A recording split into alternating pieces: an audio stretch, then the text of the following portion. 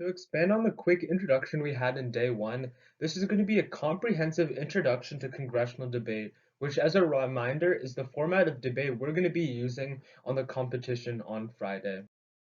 Just to give you guys a heads up of where we're going to go, we're going to first introduce congressional debate, then go into the more specific event details, then kind of discuss parliamentary procedure, and then finally round off on understanding the balance between argumentation and persuasive speaking. So what is congressional debate? As you guys probably know by now, congressional debate is a simulation of Congress in which you debate the pros and cons of various pieces of legislation. So the goal of this is to present well-reasoned and persuasive arguments in favor or against passing legislation. And this legislation could be on a variety of topics. For example, for the tournament on Friday, we'll have one on climate change with the carbon tax bill. We'll have one on economics and domestic policy with the raising the minimum wage bill. And finally, we'll have one on foreign policy with the North Korea bill.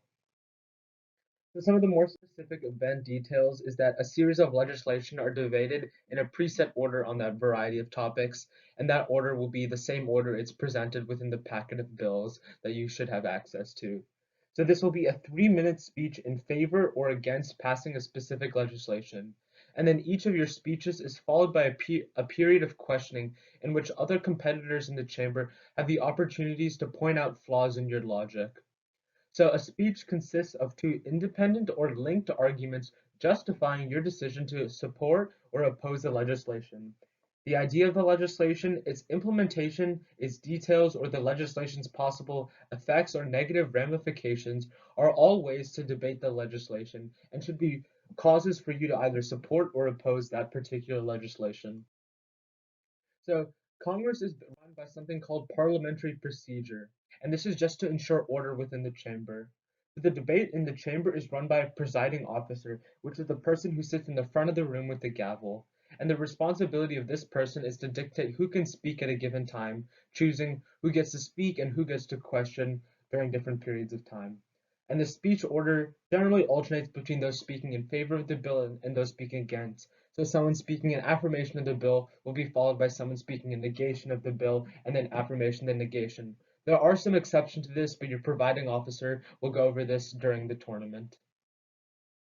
So the most important thing to realize within congressional debate is that there is a balance between argumentation and persuasive speaking. And congressional debate really emphasizes the balance between these two. It's about combining the research skills from day one and the persuasive speaking skills from day two. To demonstrate this, like overcomplicated arguments will lose people's interest, but if you don't have good arguments, then you won't be able to convince your audience that you know what you're talking about. If you speak really dull and monotone, you're really going to lose people's interest.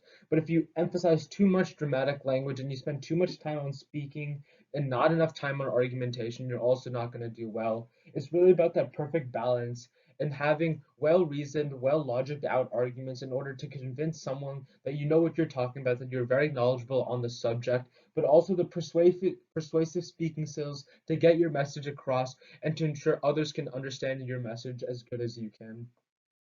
So with all of this, you should have a pretty good idea of how congressional debate actually works. So as if you have any more questions, please feel free to reach out to your counselors. Feel free to reach out during office hours if you have any more clarification questions. But I highly encourage you within these next 1 or 2 days before the tournament arrives that you go onto YouTube and you look up a congressional debate chamber. There should be plenty of examples and kind of familiarize yourself with how things work, how people's speeches sound, notice how they're using sources, what kind of arguments they're making on a particular bill, and how they're using some of the rhetorical devices and speaking strategies in order to make their point.